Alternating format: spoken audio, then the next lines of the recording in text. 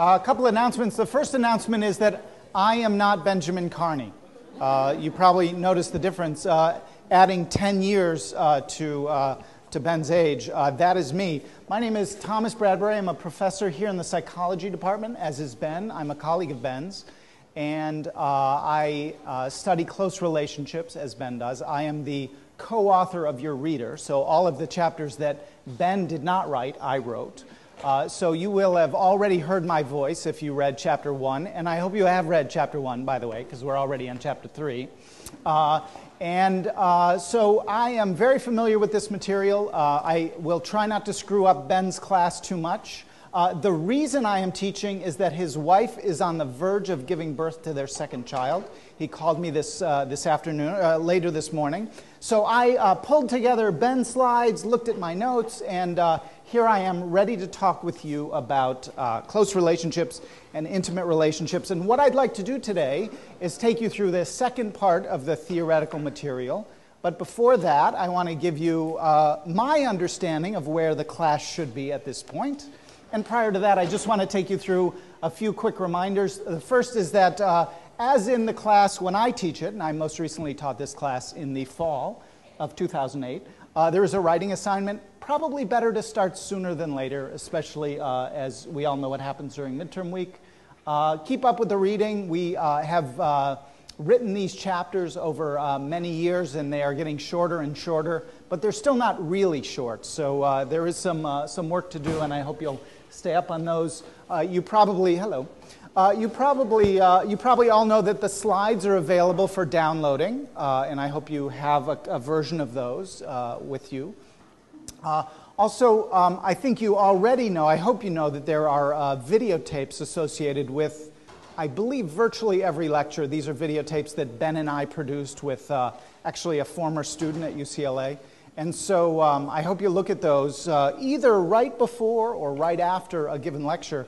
And I know that the theory videotape is especially good. I remember it as one of my favorites, and it really involves some of the leading theoreticians in social learning theory, which you'll hear about today, social exchange theory, ecological theory, and attachment theory, which you've already heard about, and evolutionary theory as well. So I hope you'll not only be tracking the slides, but also the videos that we've produced. And let's see what other announcements I wanted to make. I'm a clinical psychologist. Ben Carney is a social psychologist. Professor Carney is a social psychologist. And we're certainly both within the discipline of psychology and even closely allied within the discipline of psychology. As a clinical psychologist, I'm really interested in relationship outcomes. I'm really interested in how do you understand couples' relationships in such a way that it provides you some leverage for changing them, for giving them the opportunity to have a better relationship. So Ben and I come into the field with slightly different biases and perspectives. You'll see both of those represented in the book. For example, Ben wrote the theory chapter. I did not write the theory chapter. I wrote the clinical interventions chapter, which you'll see right near the end of the class. So that's the material that I cover. I'm really interested in although I'm trained to do marital therapy, trained to do couples therapy, I haven't done that for quite some time. I'm really interested in using what we know through research and creating educational interventions so that if you or anybody like you says, what is it that I could do to really optimize the quality of my relationship, to really make it as strong as I possibly could? Well, if that person were to come to me and have that question, what can I do? I really care about my relationship. I want to be the person who is able to answer that question. Not just for the person who is really struggling in their relationship, but for the individuals who want to keep a good relationship going strong for a long time. So I'm a clinical psychologist, and as I said, I come into the field with a slightly different perspective than Professor Carney. Okay, so my understanding of where you are now is that, tell me if I'm wrong, the first lecture would have been about the importance of close relationships, the intrinsic characteristics of relationships that make them worth studying, as well as the extrinsic characteristics that create benefits for us in our relationships. So I hope you learned about the benefits of our relationships for physical well-being. People who are in good relationships are able to stay healthier. They're able to throw off colds and illnesses faster than people who aren't in good relationships. They live longer lives than people who either aren't in relationships or who are in rough relationships.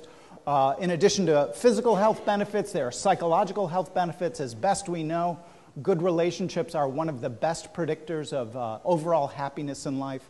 We know that relationships promote financial well-being. In fact, you probably know that the best predictor of poverty in this country is not education, it's not ethnicity, but it's whether or not you're divorced. When you get divorced, at least for a short period of time, you take a very big financial hit. So good relationships allow us to accumulate health and wealth and well-being, and they also are beneficial for our children. And you'll probably learn, in fact, I think I'm the person who's going to be teaching you about the effects of relationships on children. I'm not sure if I said it, but I'll be doing not only today's lecture, but the next 4 lectures as well, the next 2 weeks. So relationships have all kinds of benefits for us. They're intrinsically valuable. They have extrinsic benefits. And the question that we pose in this class is, what are the forces that operate on a relationship? What are the forces that operate inside a relationship, upon a relationship, that allow them to change and grow and develop and take on all of this complexity? Right? That's the question that we posed in the first chapter of our book. And we want to know, why is it some relationships are more fulfilling than other relationships at certain times? And why is it, even for a given relationship, that sometimes it goes really well and sometimes it goes poorly? And in order to understand that, you have to understand how people get into relationships, what they do when they feel stress within the relationship, and all sorts of other things that you'll be learning about in this class. My understanding is that you then had a lecture on methods, the methods that we might use in order to understand those characteristics of relationships that determine whether they're relatively rewarding or frustrating. In your last class, I believe Dr. Carney told you about what a theory is, what a good theory of relationships is, and then offered you an introduction, an overview of evolutionary theory and attachment theory. Are we on the same page? Is that good? Okay. Any questions about any of that stuff that you've covered up to this point in the class? Okay, good.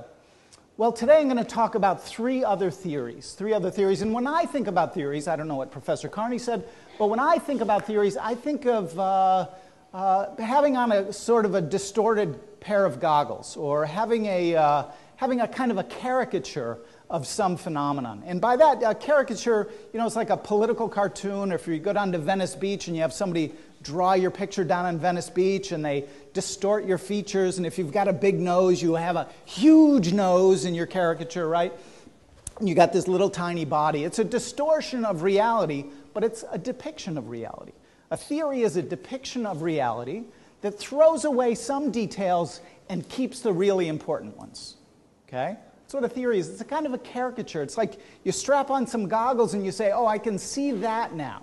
I can see this. I can't see other things, but that's okay. That's what this theory is designed to do. And a theory is designed to explain some regularity in nature. It's a proposed explanation for regularity in nature. And different theories look at slightly different aspects of the phenomena that we care about in this class. Okay? So that's why when you read Chapter 3, you saw not just one theory that explains everything, but different theories that explain different components of how relationships operate, how they unfold, how they change. Okay? So our job in your last class and today's class is to give you a good representation, a good understanding of what it's like to strap those goggles on. What it's like to be that person who says, I see the world through attachment theory. That's how I see the world. Or I see the world from an evolutionary point of view. And today we're going to see the world through 3 points of view. The first one is going to be social exchange theory. Social exchange theory goes like this. According to social exchange theory, we are rationalists and economists. We weigh things and make decisions based on those weights. And what we're weighing is whether we're being rewarded or punished for our actions. This is a very primitive idea that pervades many aspects of social sciences, going back to a guy by the name of George Homans back in the 50s. And the idea is, in social exchange theory specifically, that as we apply that idea to relationships, is that partners evaluate the rewards and costs associated with being in a relationship, along with barriers to leaving the relationship and the available alternatives. Okay? So we as relationship partners, this is the goggles that I'm asking you to put on right now. We as relationship partners are always sort of evaluating things. We're always judging the relative rewards that we get as compared to the costs that we're dealing with in our relationship. And as we make some decisions about our relationship, we're also thinking about what our alternatives are, what my expectations are for a relationship in general, what some of the barriers are that keep me in this relationship. Okay? And one of the important things that you want to take away, in addition to that sort of characterization of social exchange theory, is the idea that satisfaction within a relationship, or how happy you might think you feel in a relationship, is not the same thing as whether or not you want to stay in a relationship. That becomes one of the real interesting and important contributions of social exchange theory. This is a picture of Harold Kelly, a very famous social psychologist here at UCLA. He passed away maybe 5 years ago now. And he was one of the foremost figures in social exchange theory, along with his colleague John Thibault. So this is the general portrait of social exchange theory that I want you to have in your head as we move forward.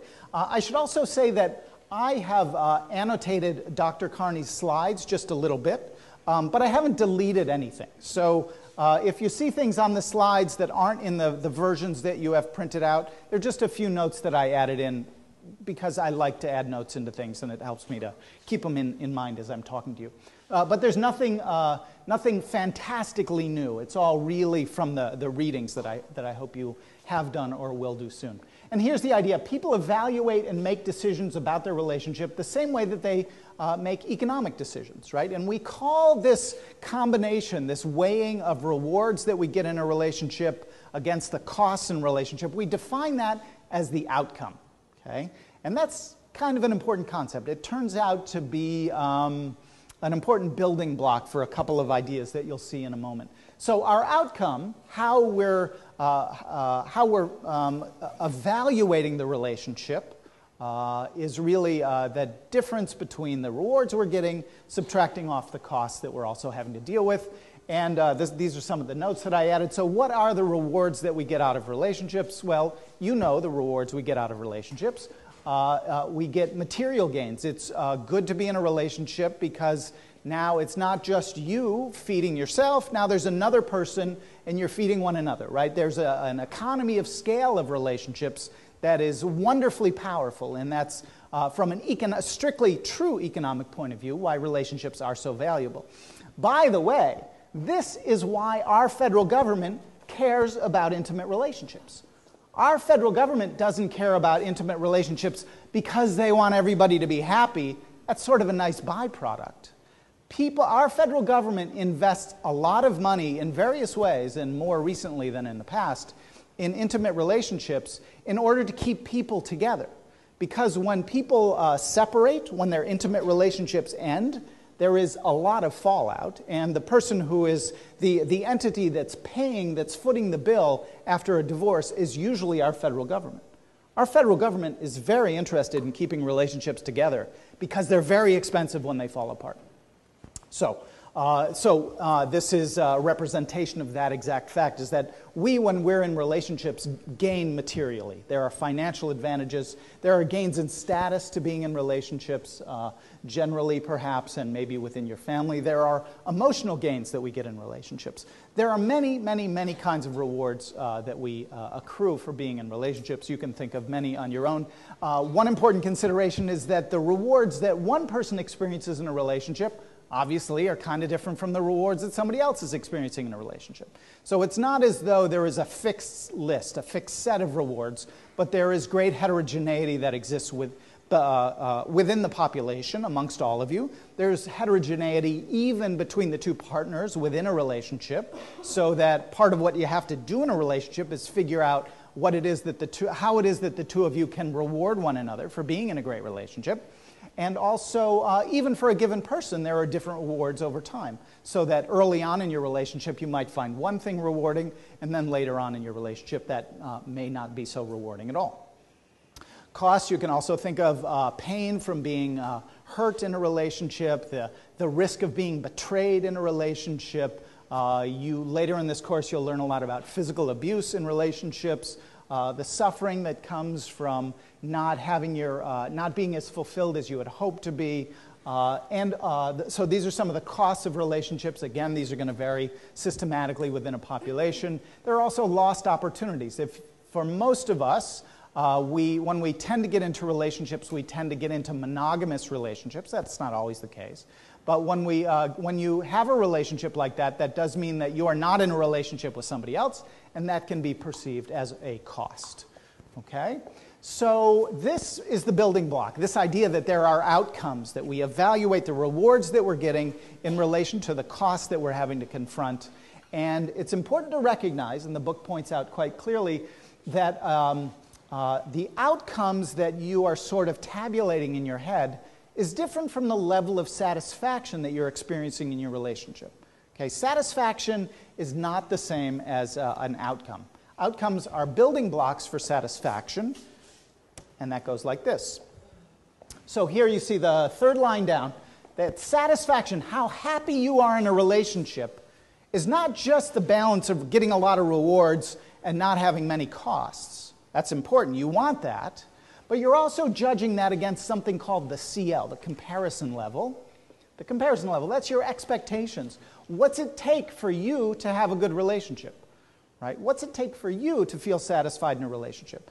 Because there could be one person who has a certain reward-cost structure, right?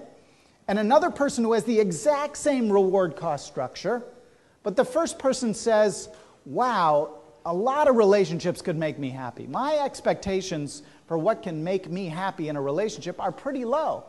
So that reward-cost structure for this person will increase their satisfaction. You see how that works? Another person will say, you know, I'm sort of hard to please, right? I'm kind of hard to please. My standards are pretty high. And so that same outcome weighed against that individual's comparison level leaves them less happy. Okay? So the key idea here is that comparison levels matter, right? Comparison levels matter. Compared to what? Are you happy compared to what, right? How good is your relationship? Well, there's a lot of good things happening in my relationship and not many bad things, but I expect even more. I expect even more, okay? And that's going to decrease satisfaction. So the key idea is we now have to add in this idea of compared to what? Compared to what do you want, right? And lots of times we don't know that. We have to sort of figure that out. You get into a relationship and you say, wow, this feels pretty good, but not quite good enough, right? Not quite good enough. And so you figure that out often as you go through different relationships. Now, the point I made earlier is that satisfaction, how happy you feel in your relationships, which, as I've just said, we define as the discrepancy between the outcomes that you're getting in your comparison level. That level of satisfaction, how happy you feel in your relationship, is different from whether or not you want to stay in that relationship. Now, all else being equal, people who are in happy relationships tend to stay in happy relationships. People who are in unhappy relationships tend to leave unhappy relationships. But we all know that's not uniformly the case. When Professor Carney was a graduate student at UCLA, he wrote a very important paper, one of several important papers, that looked at the association between relationship satisfaction and whether that relationship ended in divorce. These were all marriages. And that correlation, as he points out in this chapter of the book, is not that high. That's not a perfect correspondence, right? We know that there are people who are unhappy or moderately happy or kind of happy, but not really ecstatic about their relationships, tend to stay in their relationships. And we know that there are people who are really happy in their relationship that get out of their relationship. Okay? Satisfaction and dissolution are different things. It stands to reason. It shouldn't come as a shock to you. But we do have to pull apart, we have to tease apart these two experiences that we have in a relationship, which is, how's it going for me right now? Do I feel satisfied? And is this an enterprise that I want to remain associated with? Right? And now we have to talk about another kind of comparison level. And this one is called the CL-alt, the comparison level of alternatives. And so now we're not just talking about your expectation levels, like what is it that you expect or desire or believe you deserve within a relationship, but now we're talking about what other actual relationships or situations or experiences might you have available to you, right? So now we're talking about intentions to stay or leave, the freedom that you feel in being able to leave your relationship or stick around. Okay? It's going to be related to outcomes, right? I said, all else being equal, you're going to stay in rewarding relationships and leave unrewarding ones, but it's not a perfect correspondence. And the factor that makes that an imperfect correspondence is the CL-alt, the comparison level of alternatives. What other relationships might you jump into, right? What other things might you do, right? So I could be, again, we take the hypothetical case of someone with a certain kind of reward-cost structure, that is to say, an outcome structure, and another person who is exactly the same, and the first person has very few options. Maybe they live in a very small town, maybe they are kind of shy, and that's just hard for them to do. The other person doesn't have those constraints on them. The first person is going to be more dependent on that relationship. Okay? So we have to understand satisfaction and what I like to think of as dissolution propensity, the likelihood that something will end. We need to think of them differently, but in each case we think about them in a compared to what kind of sense. And when we think about dependency, we're talking about compared to what other relationships you might have. Okay, you see that? It's, you know, one thing scientists have to do is try to be precise in their language.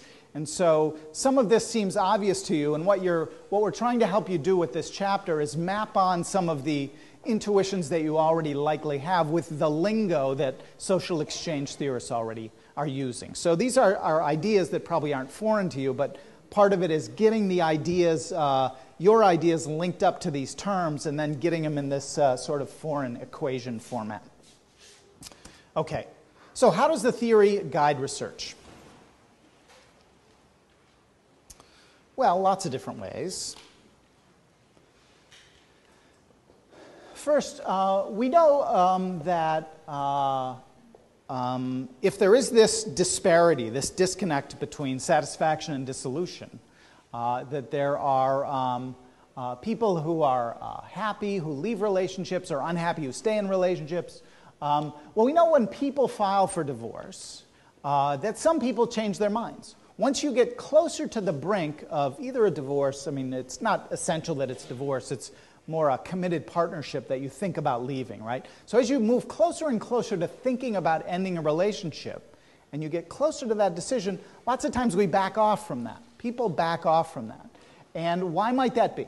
Social exchange theory helps us to understand this by saying that people encounter barriers, and people then recognize the investments that they have, right? So as you get closer and closer to ending a relationship with somebody, you say, well, what are the costs associated with me doing that? Right? What do I lose in doing that? And what do I gain by jumping into another relationship? So we have to think about the costs and the barriers associated with leaving, as well as the investments that you've made.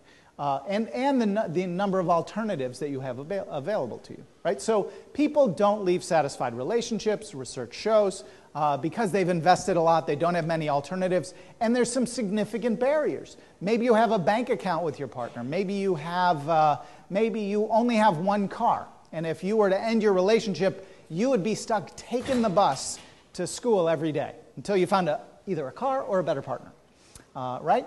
So there are costs and barriers that we start to really have to confront when we think about ending a relationship. Right? So when the relationship is going along well, we weigh these things, but they don't feel quite so consequential. But as we get to the brink of making the decision, we really have to confront the realities. And we have to say, okay, what do I really lose? What are the barriers? What's keeping me in? Would it be really hard to explain my divorce to my mother? Like, how hard would that be, right? Or I have children, and my parents, this is not true of me, my parents divorced. If that were the case, I would say, I don't want to inflict that on my own children. I know that what that pain was like for me, so I'm not going to do that. That becomes a barrier, right? That becomes a barrier. You stay, and there's sort of an invisible wall around your relationship. So theory guides research lots of different ways. These are two examples. The second example is dependent people, people who have a certain kind of reward structure and then a comparison level of alternatives that leads them to stay in the relationship, that is to say, a low comparison level of alternatives. People in that sort of circumstance, lots of times they derogate their alternatives. They say, you know, I can't imagine my relationship might not be so great, but the alternatives that are out there, they're not so good either, right? So we sort of use our current experience. One of the ways that we maintain our relationship, I should say, and stay within a relationship and stay, in a sense, not in a pathological sense, but in a social exchange theory sense, dependent on that relationship, is we say, you know, my comparison level for alternatives is really high. Like I would have to really have some great options to leave this relationship, and frankly, the options that I see just aren't that good. Right? We put down those alternatives. They just, psychologically in our head, we sort of play this cognitive game. They just don't look as good as they otherwise might. So this research shows that this is the case. So what do we like and dislike about social exchange theory? Well, social exchange theory, as we've said, allows us to understand why some people in distressed relationships stay together. But it's not a perfect theory. It's, in fact, none of the models that we're talking about in last class and this class are perfect. And in this case, the perspective doesn't really tell us so much about how those rewards and costs change over time. As you read in the social exchange literature, there's not a lot of understanding about how characteristics of our relationship that often are highly rewarding early on become less rewarding with the passing of time. How does that happen? Or how do we take on more costs, and how do we integrate those within the outcome organization the decisions that we make in our head, right? So we don't know. It doesn't help us understand change. And if you remember from chapter 1, that's one of the big things that we're in the business of doing. We want to understand, in part, how it is that a relationship is better at one time than another time, right? So this model doesn't exactly get us to that point. Question? Does this theory expect that people's comparison levels would also change, or does it assume that those would be stable? I think the question is, do CL alts change? Does the alternative change? And I think the answer is yes. I think people Alternatives or their expectations? Any of the comparisons can change. You know, as the model as people do more research, they become more and more aware. And this is where the design issues that you learned about in the last class get connected up with the theoretical issues. So as you think about relationships, not just as something that you could measure at one point in time, but as interesting dynamic processes that unfold over long spans of time, then you start to measure comparison levels and alternatives, and you actually demonstrate that they do change. So in that way, the empirical evidence starts to suggest new refinements of the theory. Question? I know that some research by Daniel Gilbert of Harvard suggests that people are pretty bad at predicting what will make them happy, and also research in neuroeconomics shows that people don't always make rational decisions. How does this theory account for that? Well, that work is, this model is from the 50s. So these are concepts that really emerge from fairly basic ways of thinking about economics and don't really incorporate these new ideas. But that would lead us to think that it would lead us to, I think, really draw an underline under this point that our rewards are going to change. What you see initially in a relationship may be quite different from, and what attracts you to a relationship may be quite different from what keeps you in a relationship. And if you go into a relationship with certain sorts of hopes and goals within that relationship, and then you are not really able, following Dan Gilbert's work, to project from them into how your partner is going to evolve or develop and how your relationship is going to change, then you have to engage in an adaptive process. You have to somehow make sense of this new information that's come into the system. That is largely outside this theoretical perspective. In fact, the next theoretical perspective that I want to talk about, social exchange theory, really gets after these interpersonal processes a bit more directly. Social exchange theory really takes us more, social learning theory takes us a little more deeply into the actual processes. So for me, one of the most interesting things, I study newlyweds, and so in my lab over in Franz Hall, I bring newlywed couples into my lab and I videotape them and I interview them and talk with them, and then over 5 or 10 years, I follow them and I see which ones divorce and which ones end up miserable and which ones stay happy. And what you realize is that relationships do change. The level of positivity in relationships, on average, drops off over the first, it's evident over the first 2 years that there's drop-offs in the level of positivity. And then the question is, which most people wouldn't say what they'd expect. They'd say, wow, I love Betty. This is the greatest relationship. Betty's always going to be there for me. We're going to have sex this much every month for the rest of our lives. Wow, this is great. I can't wait. And then lo and behold, that doesn't happen, right? And I think that's one of the tricks that nature plays on us, is that nature wants us to be in relationships, right? We're in relationships, as you learned in chapter 1, in part to procreate, right? Nature has given us that capacity, and we sort of lose track of the idea that what has to happen is we have to sort of adjust to the realities that then come online, right? Relationships, good relationships are ones that you say, some couples, and I've had couples say this when I've done consulting work with them, say, it's just not the way it used to be.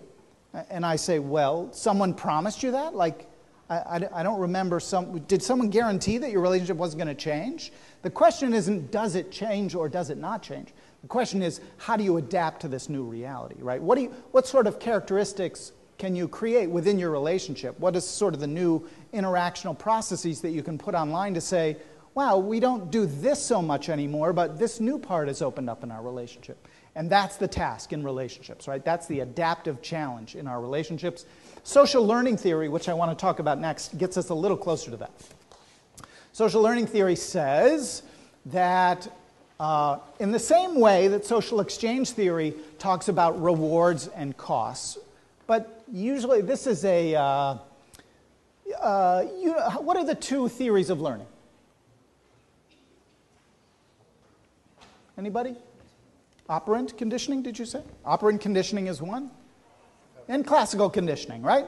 We are now talking about operant conditioning, also known as Skinnerian conditioning, right? So now we're talking about not associationistic learning, which is the Pavlovian conditioning that you probably learned and forgot about. This is Skinnerian conditioning, where if you reward something, it happens more, and if you punish something, it happens less, right? So now we're talking about using that idea and building it into our relationships.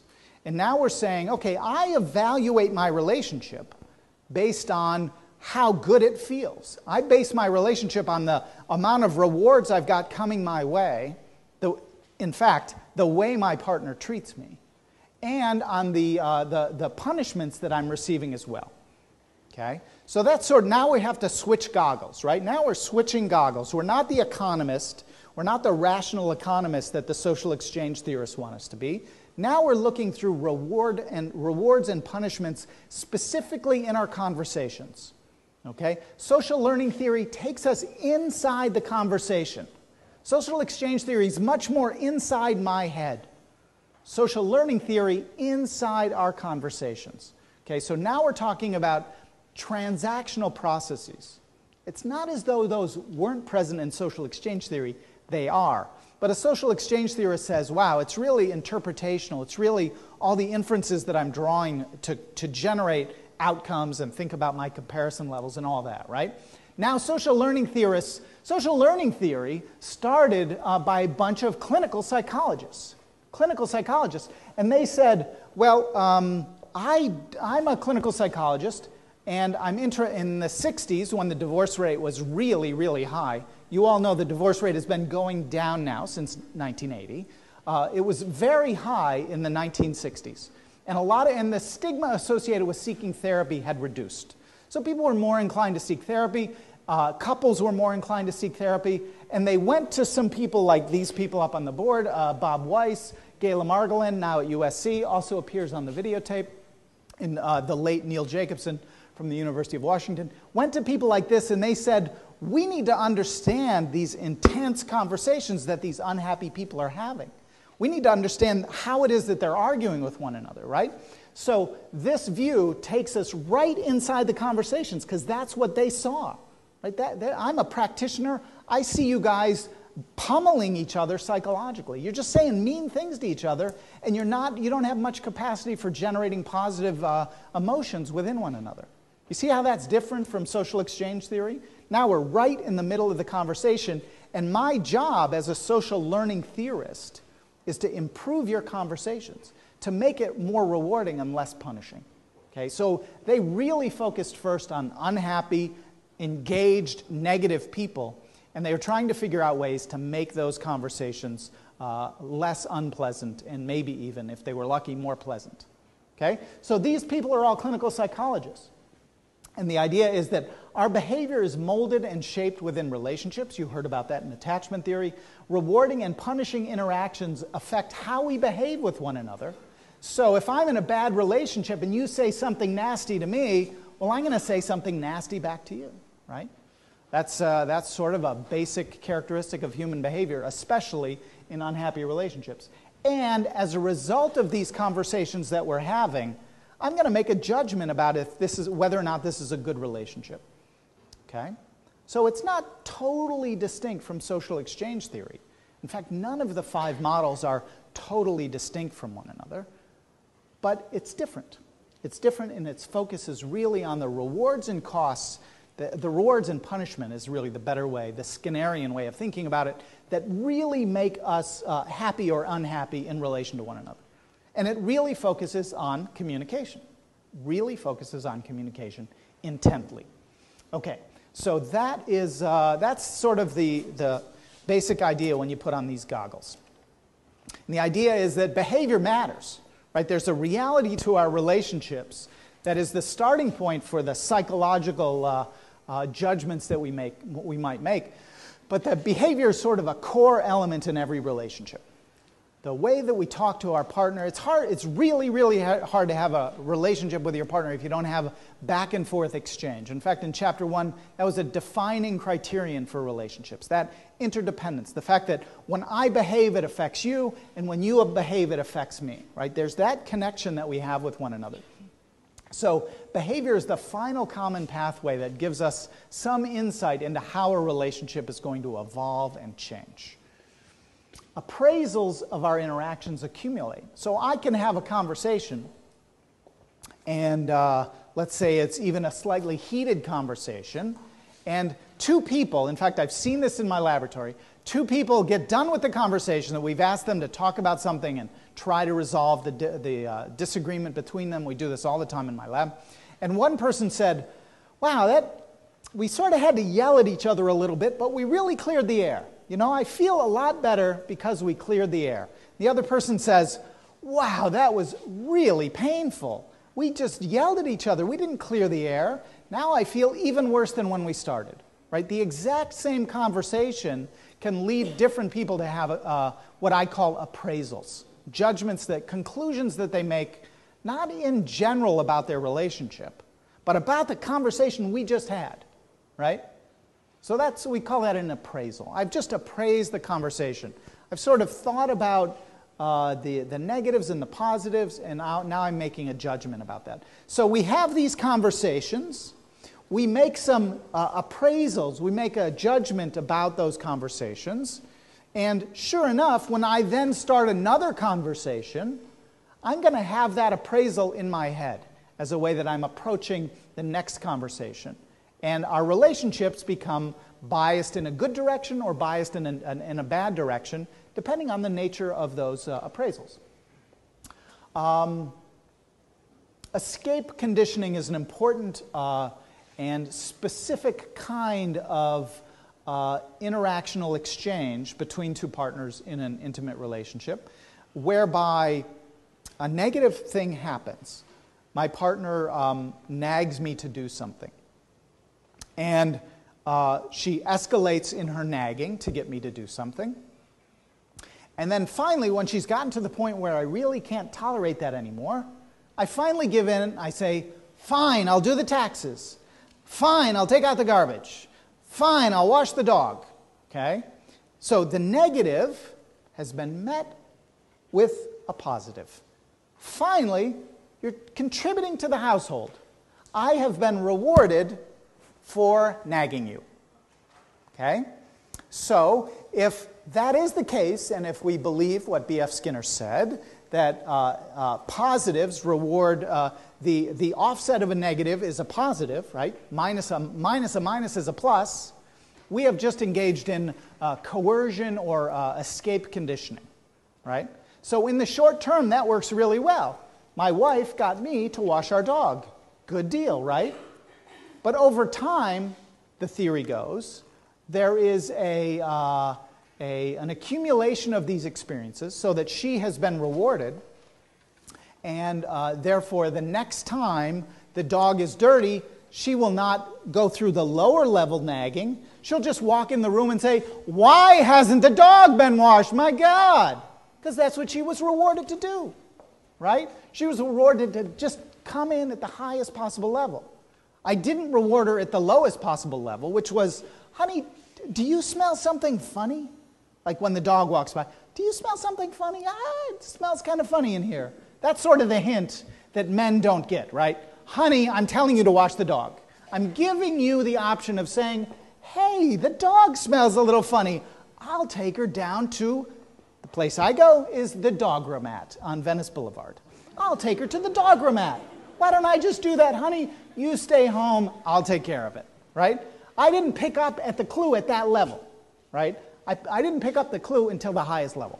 So that's where interpersonal insensitivity leads the other person to keep trying and escalating to get the other person's attention, and eventually they do get their attention, they get their reward, and it has a short-term benefit, but it has a long-term cost, okay?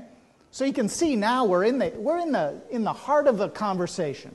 We're in the reward, the punitive things that partners say to one another, and then sometimes the inadvertent rewards that we give for those negative behaviors. You see how that works?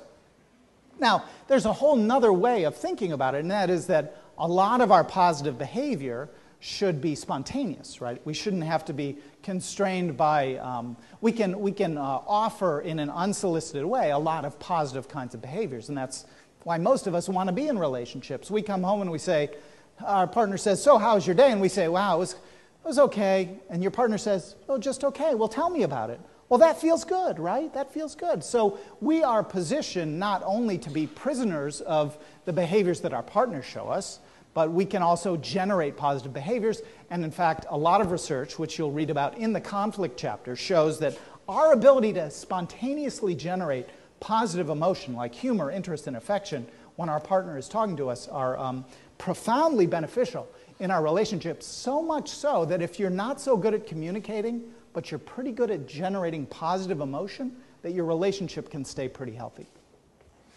Now, as people got into this research, and this is early 1980s, people said, well, here's something funny. There are some relationships where people take things the wrong way. Like, you offer some feedback to your partner about the way they dress, and they take that as criticism, right? So, two people hearing the exact same thing can walk away, can hear that in different ways, right? You've probably all had this experience. You come home at the end of the day. You're home and your partner comes home at the end of the day, and you hear the front door slam, right? The front door slams, and you could say, why is that bastard slamming the door? That is just not right. I deserve to be treated better. Or you say, wow, it must be windy out there, right? The exact same thing in our relationships takes on all kinds of different meanings. Here's an example. I don't know if I have any time left at all, by the way. 3:47. I do have time. I was doing couples therapy. Back when I was doing couples therapy at the University of Illinois, that's where I got my degree. A young couple they'd been living together for quite a while, and they were wondering about whether they should get married. And so they came to me, a 26-year-old graduate student who knew nothing at all about this, but, you pretend. When you're learning, you pretend. And eventually you kind of get good at it. And so they're talking, and the wife said, honey, I'm not so sure about this relationship. And this was in the hot summer in central Illinois. Have any of you ever been to Champaign, Illinois? More power. Oh, you have? Why? What's that? Your boyfriend goes there. Wow. Champaign, Illinois is the flattest place in the world. Am I right about this? It's the flattest place in the world. When your dog runs away in Champaign, Illinois, you can see it for like 4 days. It's really true. It's very flat. Like you can see all the way to Chicago almost. So anyway, hot summer, central Illinois. And the woman says, honey, I'm not so sure about this relationship. Like the level of physical intimacy in our relationship has dropped off really quickly in the last month or so. And the husband, I'll never forget his face, or the husband-to-be, I should say, the man, said, I thought we weren't having sex because the air conditioner was broken. The exact same event, and he's oblivious, like, oh, it'll cool off eventually, and she's going, our relationship is going down the pot, So so eventually people then added, the original version of the model was really overt behavior. It was really the observable characteristics of behavior. Then as the model evolved, it took on more of this cognitive component. Not in the same way that social exchange theory had, but in an interpretational sense, in the sense that within a relationship, the exact same event can take on different meanings, okay? So that when you're in a relationship, you have to understand that the way you see things is different from the way your partner sees things, right? Or that two people in different relationships will see the exact same thing in different ways as well. Okay, so that's a little bit about social learning theory. What do we do with social learning theory? Well, we spend a lot of time looking at people talking to one another, and we've developed really good dictionaries for understanding communication when people engage in communication on either solving problems or talking to one another about daily events in their lives. Because most of this emerged from clinical psychology in the 70s and 80s, most of this has been conflict-oriented. The idea was that conflict and mismanagement of conflict was really the true cause of distress in couples' relationships. So people said, well, if I need to look at the rewards and punishments that people are delivering toward one another, I need to look at that. I need to see them talking to one another and look at that. And we've now developed really good technologies it's expensive and time-consuming, but we now have really good technologies for looking at couples' conversations and then quantifying communication. And so, as Ben has outlined here, there's a kind of study called the talk table study, which was one of the first studies that got people to start thinking about cognitive processes with a talk table. One individual in a relationship, it's sort of artificial. One individual is sitting down across from their partner, and they've got two buttons in front of them. And one button says intent, and one button says impact. The other person has the exact same setup, right? They're in a laboratory. And one person says, honey, I would like to spend time with my family over the holidays instead of your family over the holidays. And then this person is asked to say, well, what was the intent of what you just said? That was just a neutral statement of what I wanted. So that's neutral, right? My partner then hears this and says, well, that's pretty negative. I don't want to spend time with my family. That's a negative, right? And then partner then says, well, when are we going to spend time with my family? And she then says, here's my intent. That was a neutral statement. And the guy on the other side says, that wasn't neutral. That was critical. When are we going to spend time with my family? You're always whining. Why are you whining? That's a negative statement, right? So you can pull apart in a relationship the intent behind what you're trying to say. And I think we've all had this experience, right? We're trying to say something nice and your partner distorts it, right? Almost always in a negative direction. And we can look at the relationship between the intent and the impact, right? And happy and unhappy couples don't differ in their intent. Everybody tries to be nice, but the impact turns out to be negative, right? The impact in unhappy couples tends to be way more negative than the impact in happy couples. So you can pull apart the conversational sequence, and this is one way to disentangle some of those elements that social exchange theory tells us we should be doing. Observational coding, I've sort of already alluded to. We videotape people, we put them in a laboratory with their permission. We say we'd like you two to talk with one another and work toward a resolution of some problem. Go ahead and identify a problem. Then you leave the room and you'll let them talk for a while. And you see how well they handle that sort of task. Then you can create other kinds of tasks as well. And then trained coders look at those videotapes and quantify the rewards and the punishments, and especially the emotional quality of those behaviors. Negative reciprocity is another sort of interactional exchange. It's really something that we've learned about as a result of observational coding. And this is the idea that in unhappy couples have a lot of structure in their conversations. There's a high degree of predictability that if one person says something negative, the other person will say something negative as well. When you're in an unhappy relationship, if you've ever been in an unhappy relationship, you'll probably know this phenomenon.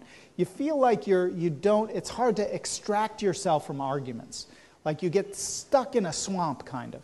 And you can't really see the bigger issue that your partner is raising, but you do see the negative emotion that they're delivering toward you. Happy couples are able to break that negative reciprocity. You know, they're able to say, Joe's a little bit unhappy now. It's not going to do me any good to start screaming back at him. I might even want to try to understand him. So instead of saying, oh yeah, I'll say, tell me more about it, right? Unhappy couples get locked into a high degree of structure, a high degree of predictability, and it's hard for them to extract themselves from that negative emotionality. And this is what we've learned from, one of the many things that we've learned from social learning theory, is that negative reciprocity is kind of a hallmark, kind of a signature of an unhappy couple. And their arguments they get more locked in, they get more entrenched, and there's more behaviors, there's more exchange behaviors in a disagreement sequence among unhappy couples than is the case with happy couples. Happy couples argue. It's not the case that they don't argue. Happy couples argue, but they're able to extricate themselves from the negativity much more quickly. Now, this idea that that our behaviors are in part a product of the rewards and punishments that we're delivering toward one another, and that there are interesting kinds of experiences like that coercion sequence that I mentioned to you a minute ago. This idea implies a very powerful idea of its own, and that is that if you only communicate better, you will have better relationships. In theory, we should all be trainable, we should all be educable in how to have a better relationship if we only deliver fewer punishments and more rewards, right? So this is a kind of a technologically simple idea, that if you do this in your relationship, you should experience better appraisals after each conversation, and then higher levels of satisfaction. And that's a complicated idea, it turns out, and you'll talk a lot about that in the intervention segment of the course.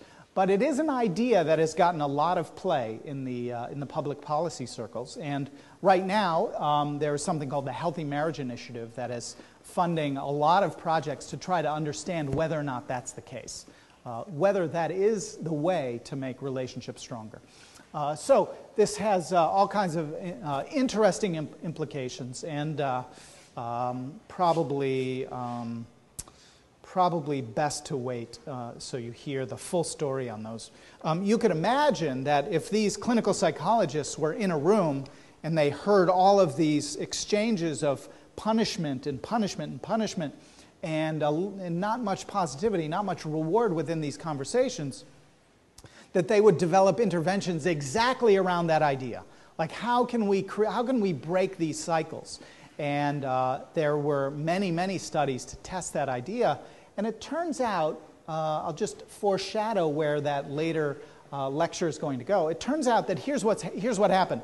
People would end therapy successfully, and they would say, wow, we're really good at solving our problems. We don't punish each other when differences of opinion come up. On the other hand, I really don't like my partner, right? I don't like them. We communicate really well, right? But I just don't like them, right? So you can get really good at not being punitive and get good at solving your problems in a conflict-free way, but it doesn't mean your relationship is great. It doesn't mean it's the relationship you want to be in. So anyway, you'll hear tons more about that in the second to last chapter in the book. Okay, so what does social learning theory help us to explain? It helps us to explain how satisfied relationships change. Negativity accumulates. We get used to the positives in our relationship, and they take on less and less significance, but negativity can accumulate. And if you don't take care of that, it'll accumulate, and you'll pay a price for that.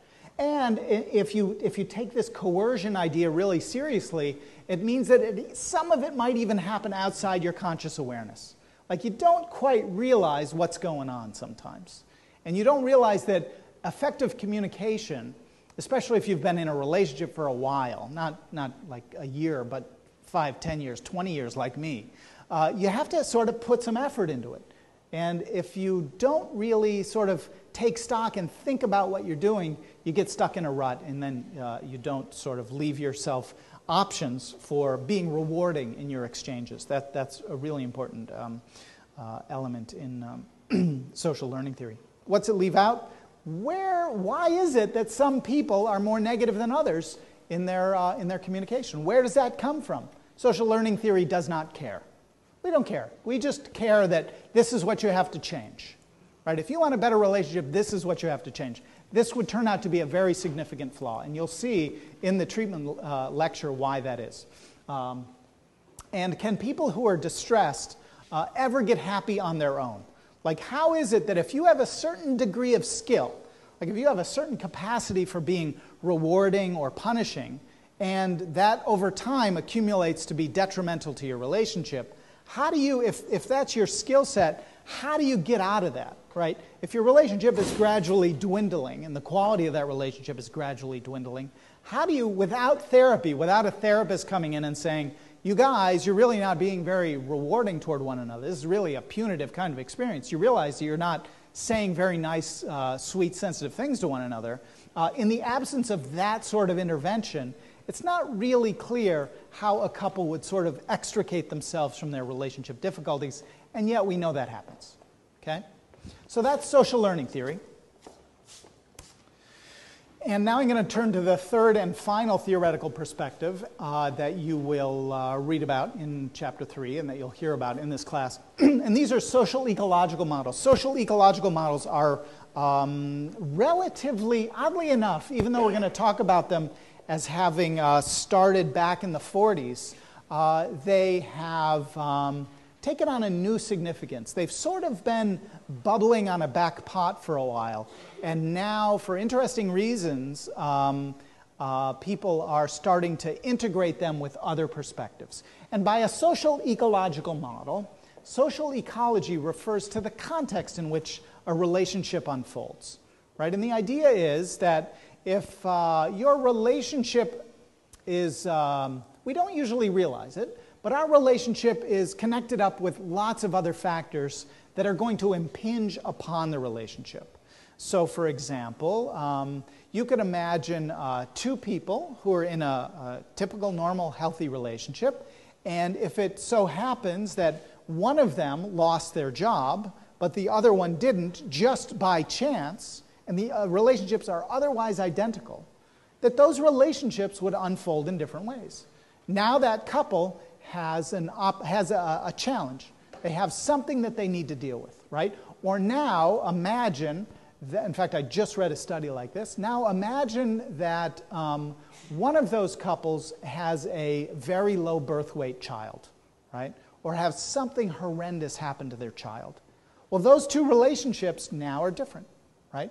In the interior, what's going on in the inside of those relationships, whether you think about that from social exchange theory or from social learning theory, those relationships are different now, right?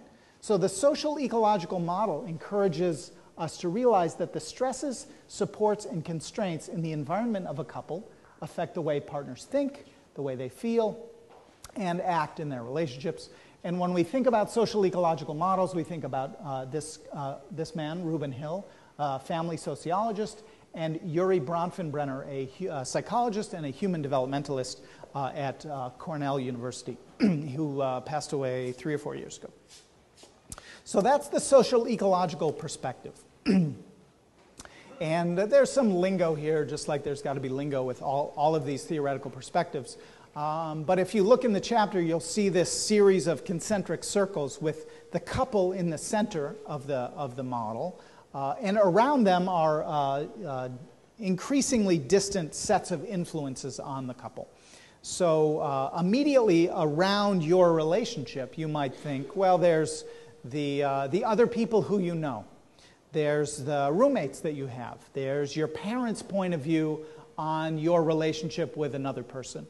There's what your siblings think. There's what your friends think. There's an immediate social and even environmental context, so that if you have a relationship and you live in an expansive mansion, well, that's going to be really different than if you share the basement of your parents' home, right? Those are different relationships. Different circumstances are going to affect what your relationship is like. That's the microsystem. The mesosystem is one step removed from that, and now we're talking about things like cultural influences, things like the neighborhood that you live in, right? Things like attitudes toward your kind of relationship. So, for example, a gay couple who is in West Hollywood is pretty different from a gay couple that's in Wyoming, right? A gay couple that's in California and who's unable to get married, well, they know that their government and the majority of people, voting people in their state, view their relationship different than somebody who is in Iowa or Massachusetts or maybe Washington, D.C., right? So the relationships that we have are affected not only by our immediate friendship circles or the day-to-day stuff that you've got going on in your life, but one step removed from that, there's a mesosystem. That meso means middle. There's a middle set of influences which has to do with cultural influences and the role of religion in people's lives and things like that. Further from that, we have the macro system, the biggest possible influence, or the source of influence that affects many people simultaneously. So now we're talking, for example, about the global economy. Right? There are characteristics of the global economy. There are characteristics of people's religious beliefs that then might affect your mesosystem. Right? If you happen to be the person who was in New York City on 9/11, well, you might have been influenced by a macro system that had a certain view about an American worldview, right? Or a way that our economy was working that rubbed other people the wrong way, okay? And that can come home to roost directly in your relationship, okay? So there are issues of jet travel. Like we could all get on a plane and be in New Zealand in 15 hours, right? 100 years ago, that wasn't possible. We can now get on the phone right now and call somebody in New Zealand and find them in their office, right? I mean, that's amazing. The world has changed. And if that's your partner, now you can keep in touch. Now you can keep in touch really regularly, even though they're almost anywhere on the globe. Okay, so those are big macro level influences. They might not influence each and every interaction that you have with your partner, but they influence many different people in small ways.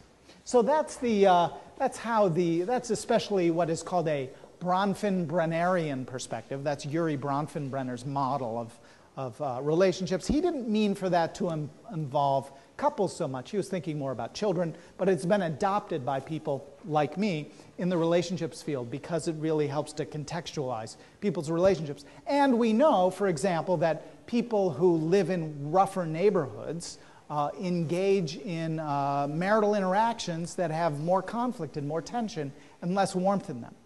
The actual communication between partners in a relationship is indeed affected by the context in which they find themselves.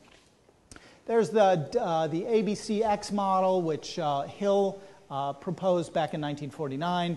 And here the idea is that when you're trying to understand adaptation to some sort of event that disrupts your equilibrium, like the loss of a job or a sick child or whatever that might be, that we have to understand that in relation to three things. The nature of the stressor itself. There's great variability in stressors.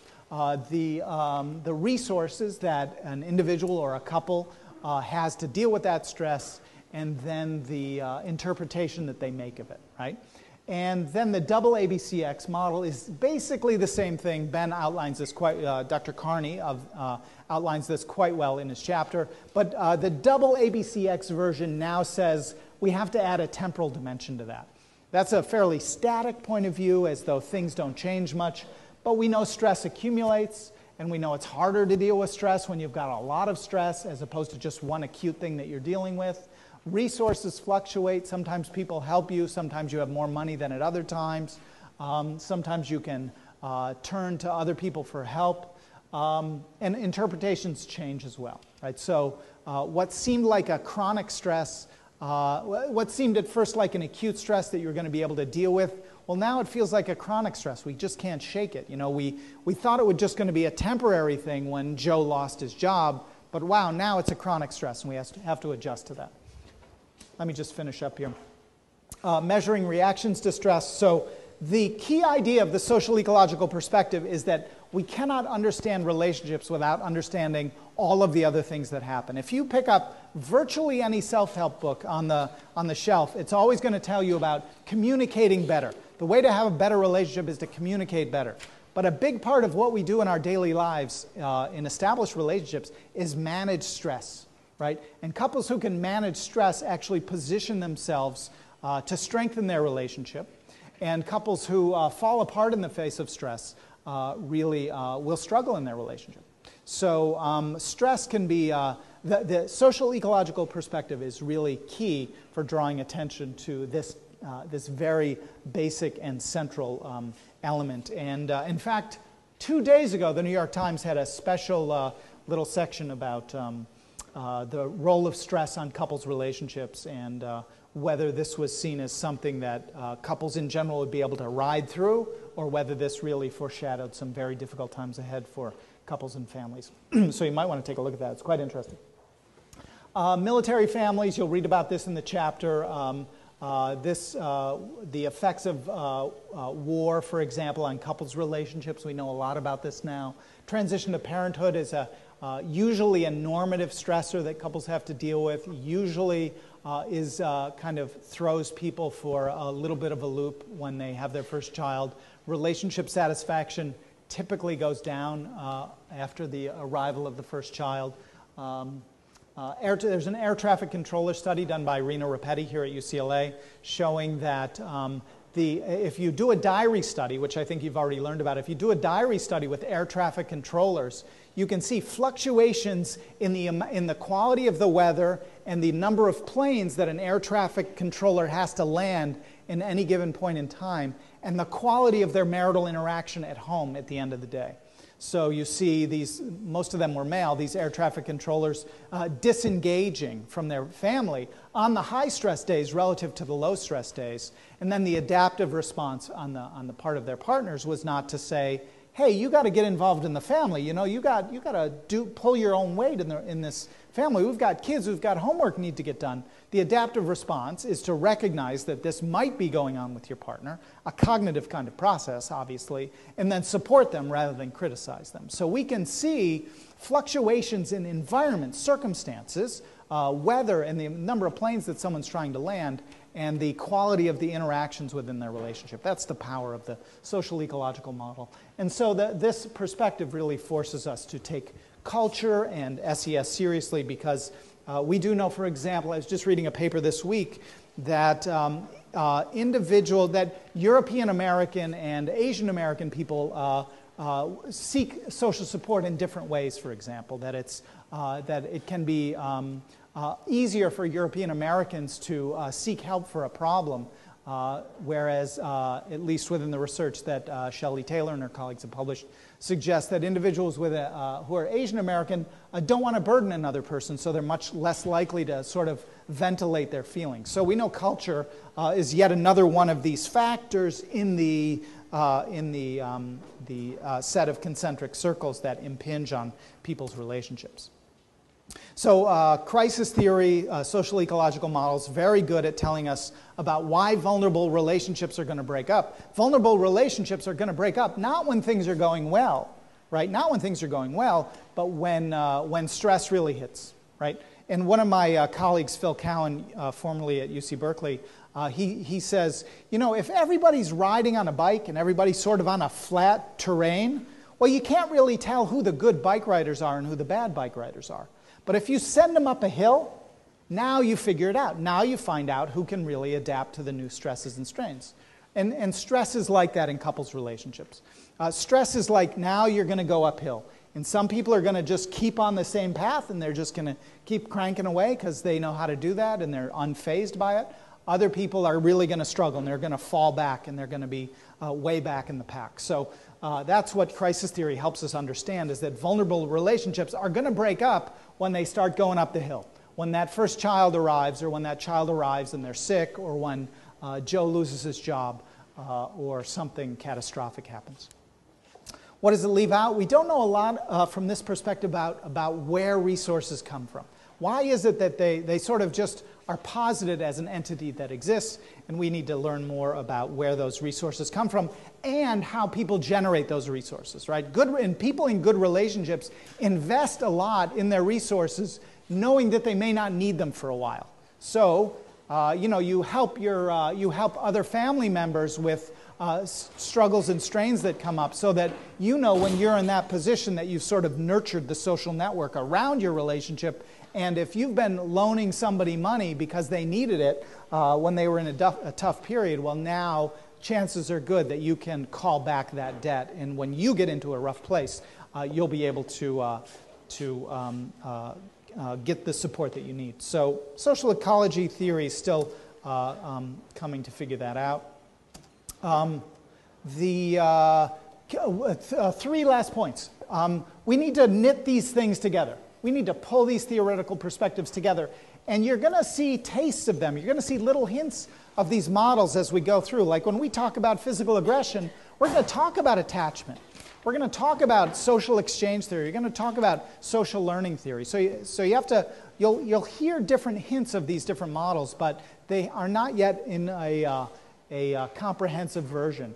We have a lot of different tools that allow us to learn new things about relationships, and that's going to force us to develop better theoretical perspectives. But right now, what you've heard about are some of the big picture ways of thinking about relationships, and you'll hear a lot about them, and we'll develop them in lots of interesting different ways. We'll learn about specific models of social support, specific models of disclosure, for example, specific models about how gender works in relationships.